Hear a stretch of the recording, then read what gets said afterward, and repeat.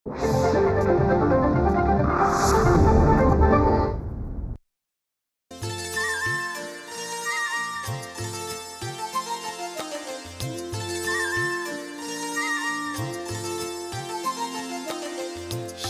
सुरांच्या ओंजळीतूनी रंगच आयुष्याचे.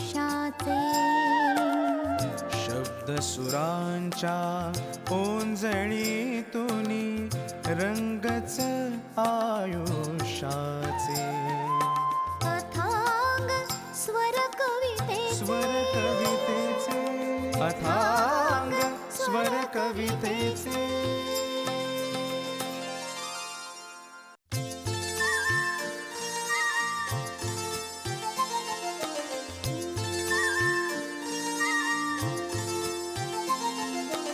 रसिक हो नमस्कार. स्वर कवितेचे कार्यक्रमाच्या आणखीन एका भागात तुमचं मी संजीवनी भेलांडे स्वागत करते.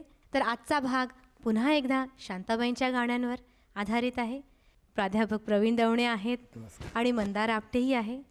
शांताबाईंनी या प्रतिभेच्या ऋतूच्या स्पर्शानं जी असंख्य फुलं बहरते ठेवलेत, त्यातली कुठली वेचायची आणि कुठली नाही हा आता आपल्या सगळ्यांना प्रश्न पडला आहे. खरं आहे, पण रसिकांच्या माहितीसाठी मला एक सांगावं असं वाटतं की त्यांच्या चित्रपट गीतलेखनाची सुरुवात ही रामराम पाहुणा या चित्रपटापासून झाली आणि दिनकर द पाटील यांनी त्यांना ही संधी दिली. पण शांताबाई मान्य करतात की त्या संधीनंतर चित्रपटासाठी गीतं कशी लिहायची किंवा एकंदर गीतरचनाच कशी असावी याचा वस्तुपाठ त्यांना दिला आहे तो चित्रमहर्षी साक्षात भालजी पेंढारकरांनी. मनामध्ये आणि संपूर्ण नखशिखांत व्यासंगाने बहरलेल्या शांताबाई MA झालेल्या, संस्कृत मराठीतून सगळ्यात, आणि काय सरस्वतीच म्हटल्यावर. पण भालजींनी काय मोलाचा सल्ला दिला माहिती आहे? भालजी म्हणाले की तुझ्या डोक्यातलं हे साहित्याचं आणि वाङ्मयाचं जे वेड आहे ना, ते गीत लिहिताना जरा बाजूला ठेव. आपण जसं बोलतो ना तितक्या साधेपणाने तू लिहित राहा. आणि हा अतिशय मोलाचा सल्ला शांताबाईंनी मानला आणि मग बोलीभाषेत आपली वाटावी अशी अनेक गाणी त्यांनी लिहिली. आणि त्या गाण्यांतूनच त्यांनी चालीवरच्या गीतरचनासुद्धा लिहिल्या. चालीवरची गीतं त्याच्याविषयी मी अनेकदा बोललो आहे आपल्याशी, परंतु शांताबाई खुद्द आपल्या या स्वतःच्या चालीवरच्या गाण्याविषयी काय बोलतात तर त्यांनी असं लिहून ठेवलं आहे. त्यांनी असं म्हटलं की काही जणांना चालीवर गाणं लिहिणं कमीपणाचं वाटतं, पण मला मात्र ते स्वतः वाटत नाही तसं. याचं कारण वेगवेगळ्या संगीतकारांच्या चालीमध्ये जे अनेक तऱ्हेचे खटके असतात, जी वळणं असतात, त्याच्यामुळे कवीला काहीतरी वेगळं सुचू शकतं. आणि माझी अनेक लोकप्रिय गीतं जी आहेत ती या संगीतकारांच्या चालीमुळे सुद्धा लोकप्रिय झालेत. हे मान्य करण्यासाठी त्यांना संकोच वाटत नाही. शांताबाईंचे मोठेपण आहे. मला असं वाटतं की चालीवरची त्यांची अनेक गीतं आहेत, पण एक बाळ पार्टे यांनी संगीत दिलेले गाणं होतं. पुनवेचा चंद्रमा आला घरी, चांदाची किरण दर्यावरी, चांदण्याच्या चोऱ्यात खाऱ्या खाऱ्या वाऱ्यात तुझा माझा एकांतरी सांगणा. चांदण्याच्या चोऱ्यात खाऱ्या खाऱ्या वाऱ्यात तुझा माझा एकांतरी साजना. वाह, जी गोष्ट शब्दांच्या शिवाय कळायची असते ती गोष्ट इतक्या मोठ्याने आरडाओरड करून आज तो आणि ती एकमेकाला सांगतात. अशा काळामध्ये शांताबाईंचं हे गाणं संवेदनावर हळुवार मोरपीस कसं फिरवत येतं याचा छान अनुभव तुम्ही दिलात. यानंतर मी विशेषतः मंदारला विनंती करेन की जी गाणी झाल्याशिवाय आजही कुठलीही सहल पूर्ण होत नाही, कुठलीही सहल. आणि मी अक्षरशः माझ्या 16व्या-17व्या वर्षापासून ही गाणी ऐकत आलो आहे. ते आत्तापर्यंत 25-30 वर्ष या गीताला झाली असतील. आणि तरुण संगीतकार, आणि अजूनही ते तरुण आहेत, देवदत्त साबळे. या देवदत्त साबळे या संगीतकारांनी संगीतबद्ध केलेली आणि चालीवर लिहिलेली, पण एक स्त्री कवयित्री असून सुद्धा पुरुष मनाच्या भावना इतक्या उत्कटपणे भुरळ पाडणाऱ्या, आक्रमक, तरल, तरीसुद्धा अशा जिवलक भावना. आणि त्यांनी वर्णन केले त्याच्या तोंडून तिचं, उगाच भुवई ताणून पदरचाच पुन्हा हातानं आणि ओठ जरा दाबीशी जातानं, हे किती सुरेख शब्द आहेत ना. मनाच्या धुंदीत लहरीत येणा दुसरं त्यांचं गीत.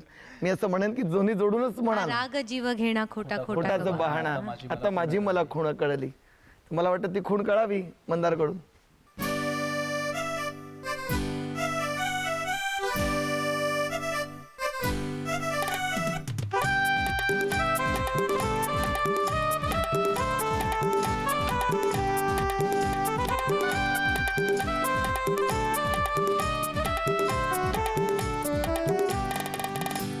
ही चाल तुरु तुरु उडती केस भुरु भुरु, डाव्या डोळ्यावर बट ढळली.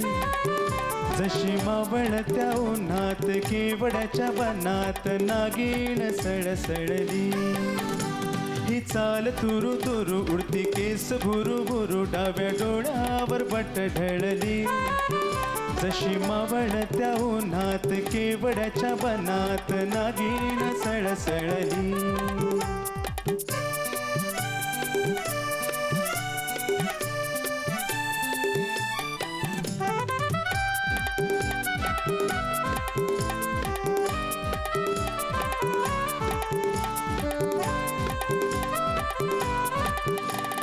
इथं कुणी आसपास ना, डोळ्यांच्या कोनात हासना. तू जरा माझ्याशी बोल ना, ओठांची मोहोर खोलना. तू नग बघ जाता माग वळून पाहता, वाट पावलात अडखळली. जशी मावळत्या उन्हात केवड्याच्या बनात नागिण सळसळली. ही चाल तुरु तुरु उडती केस भुरु भुरु, डाव्या डोळ्यावर बट ढळली.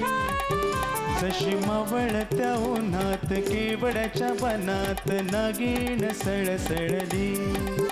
जशी नागिण सळसळली, जशी नागिण सळसळली.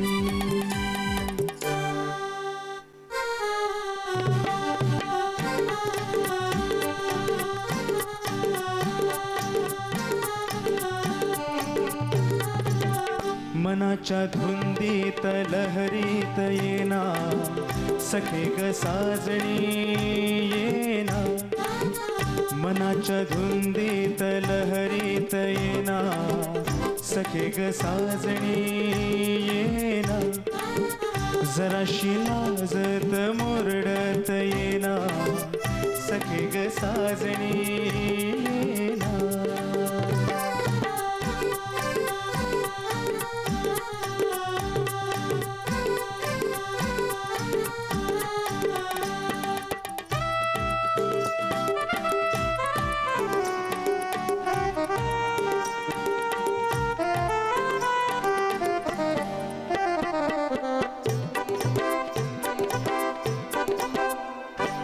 चांदन रूपाचं आलंय भरा, मुकडा तुझा ग अतिसाजिरा. माझ्या शिवारी येतो जरा, सारा घालीन तुझ पाखरा. माझे डोळे शिणले ग, तुझी वाट पाहुनी ग. ये ये ये ये बसंती वाऱ्यात तोऱ्यात येना, सखे ग साजणी येना. मनाच्या धुंदीत लहरीत येना, सखे ग साजणी येना. जराशी लाजत मुरडत येना, सखे ग साजणी येना. सखे ग साजणी येना, सखे ग साजणी येना.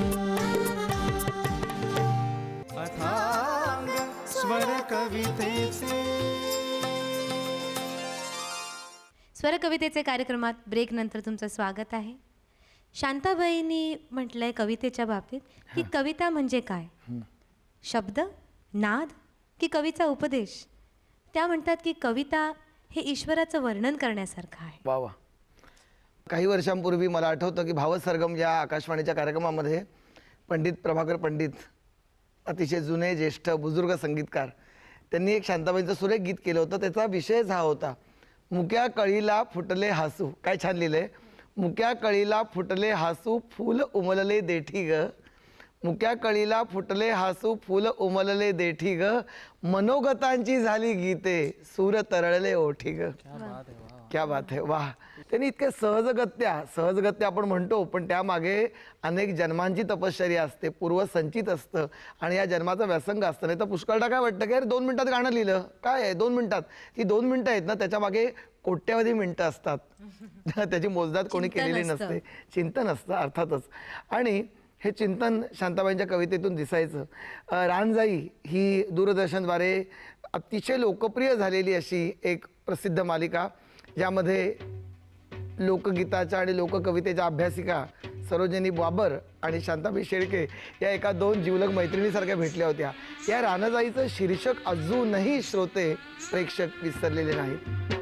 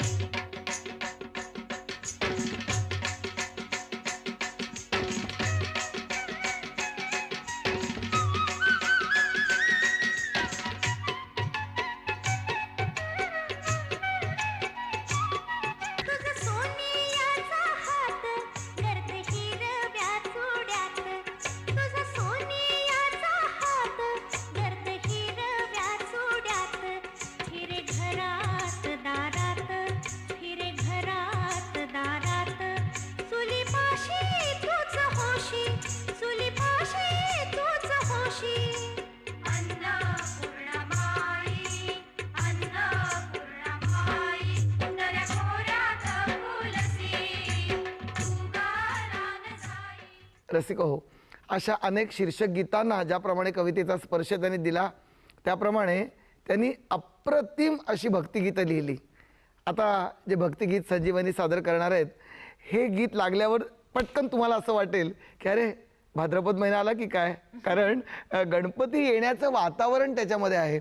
जेव्हा जेव्हा हे गाणं लागतं ना, तेव्हा तेव्हा असं वाटतं की मंगलमूर्ती पुन्हा पुन्हा प्रतिष्ठित व्हायला निघालेले आहेत प्रत्येकाच्या घरामध्ये. ऐकूया आणि घराचं मखर करूया.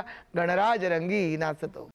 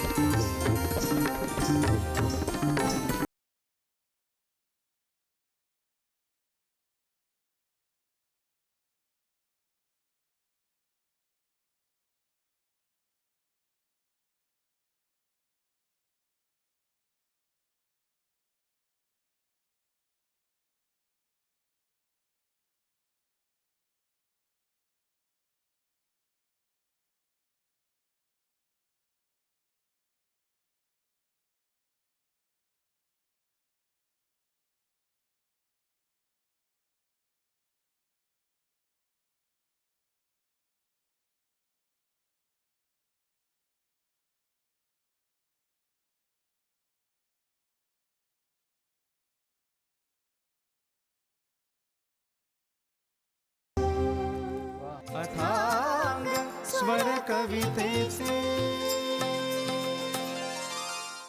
शांताबाईंनी अशी जी भक्तिगीतं लिहिली त्यांची संख्या सुद्धा खूप म्हणावी, असंख्य म्हणावी इतकी आहे.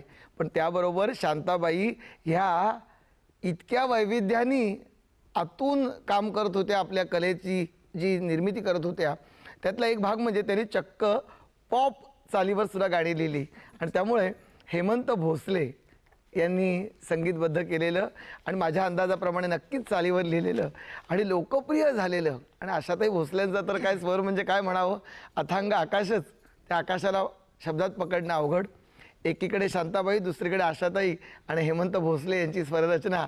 मला असं वाटतं की मगाशी भक्तिगीताच्या तुम्ही गाभाऱ्यामध्ये होतात, आपोआपच हॉलच्या दरबारात तुम्ही आलेले आहात आणि मगाशी तुमचं मन डोललं. आता अवघी गात्र आणि गात्र झुरू लागतील. चला होऊ द्या ती रात्र पुन्हा शारदीय सुंदर. संजीवनी. शारद सुंदर चंदेरी राती, ला ला ला ला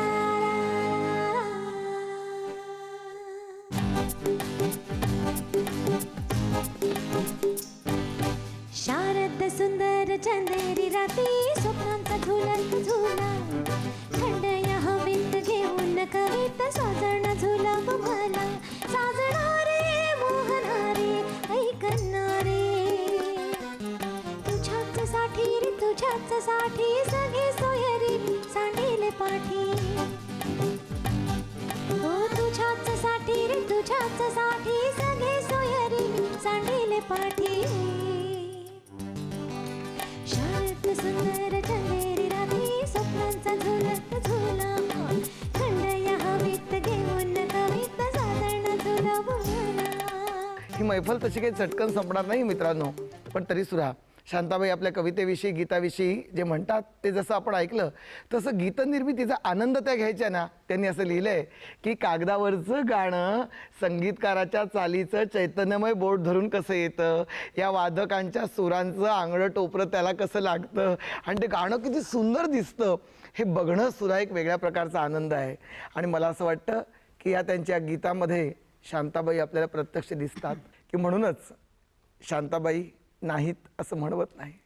त्यांची गीतं जेव्हा जेव्हा आपण ऐकतो, त्यांचं ललित गद्य जेव्हा वाचतो, जेव्हा जेव्हा त्यांचं नाव उच्चारतो आपण, तेव्हा तेव्हा शांताबाईंचा हळुवार वत्सल हात आपल्या हातात असतो. आणि म्हणूनच त्या म्हणतात ना, असेन मी नसेन मी तरी असेल गीत हे. फुला फुलात येथल्या, फुला फुलात येथल्या, उद्या हसेल गीत हे.